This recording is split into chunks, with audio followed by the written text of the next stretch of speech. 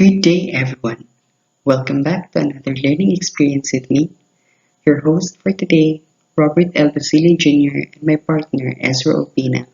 As together, we will learn and discover about a certain curriculum development model. Before we proceed, how would you define a curriculum? The man for the R defines curriculum as the planned learning opportunities by the organization to learners and the experiences learners encounter when curriculum is implemented. Curriculum development model are based on a clear and consistent understanding of various scholars of the nature of curriculum as a discipline and as a field of study. Thus, this presentation aims to discuss about a curriculum development model by a certain scholar with the following learning objectives. First, at the end of this presentation, I hope that we can all synthesize Moray-Prince model for curriculum development and examine the model's strengths and weaknesses and evaluate the model's appropriateness in the Philippine setting. At this point of time, we will be talking about the curriculum development model presented by Moray-Prince. This model was published and presented in his book Curriculum Development and Design, which was published in 1988 and is available online at the link presented at the end of this presentation. So, this model revolves around this structure with the following phases and the following processes. It revolves around three phases in particular. First is the organization, wherein the nature of curriculum workers are recognized, since these curriculum workers are involved in the curriculum development process. This includes what they represent, their conceptions of curriculum, and the forces and foundations influencing their thinking. Then, we proceed to phase 2, or the development.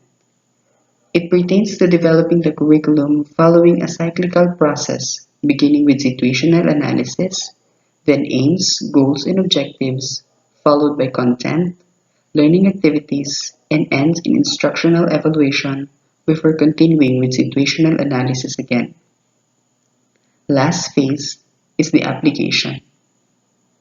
The actual application starts with the implementation of the curriculum, the monitoring of and feedback of the curriculum, and the provision of feedback and the data to the prestige group. So this is his model for curriculum development. To give you further information, let us define each process involved in the presentation. Beginning with situational analysis, it pertains to the process of examining an educational context for which a curriculum is to be developed and the application of that analysis to curriculum planning.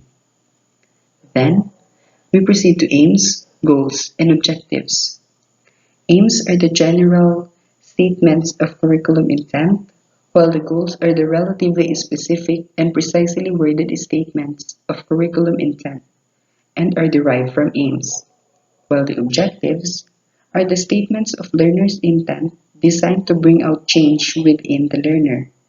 This change results from student interaction with curriculum as objectives are achieved. Then, we proceed to content. Content is the subject matter of the teaching learning process and includes knowledge, processes, and values, while the learning activities pertains to the activities offered to learners in the teaching learning situation which enable them to acquire designated content and so achieve the stated objectives. Then, the instructional evaluation, where the instruction presented by teachers is evaluated. Curriculum procedure pertains to activities and forces that influence curriculum developers in their curriculum decision-making tasks. So this is Moray-Prince model for curriculum development. Moray-Prince model for curriculum development has the following strengths. First, it is sequential and logical approach to curriculum development. As previously mentioned, His model of curriculum development revolves around three stages or phases which are useful and easy to understand in developing curriculum, beginning with organization, then development, and then to application. Next, it recognizes the nature of involved curriculum workers.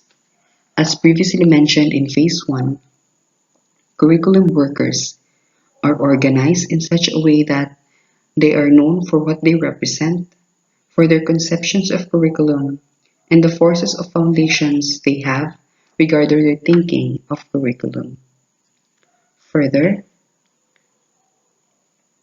Prince's model of curriculum recognizes the important role and influence of various curriculum workers involved in curriculum development.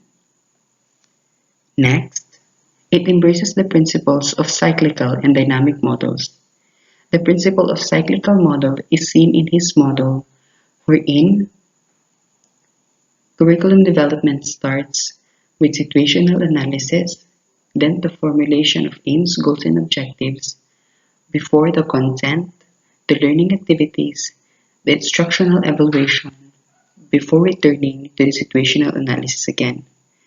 While the principle of dynamic models is seen in the processes outside the cyclical model, the implementation and monitoring, the evaluation, before returning the data to curriculum procedure group.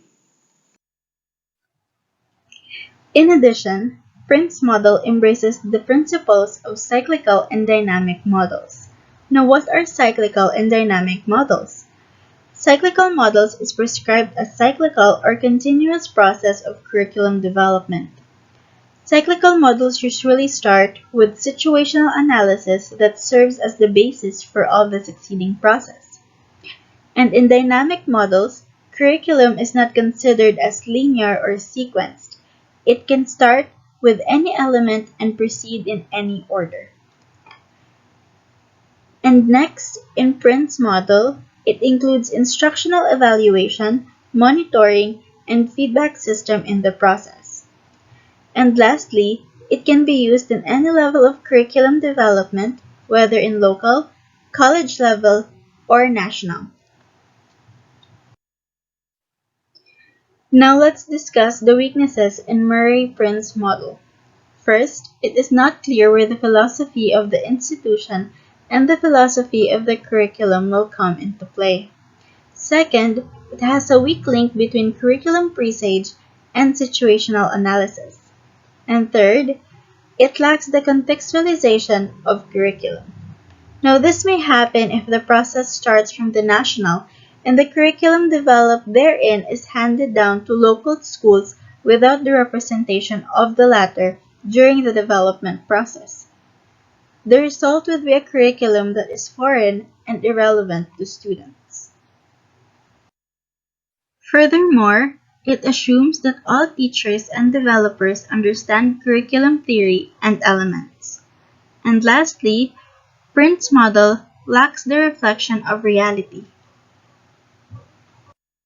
In conclusion, Pawelin and the reporters of this presentation conclude that this model is indeed appropriate for the Philippine setting, especially with the determined strength of this model and also addressing the weaknesses for improvements. Thank you all for listening. I hope you have learned something from our report. To end this presentation, I would like to say a quotation by Ralph Ellison. He said, "Education is all a matter of building bridges." Thank you again, and God bless.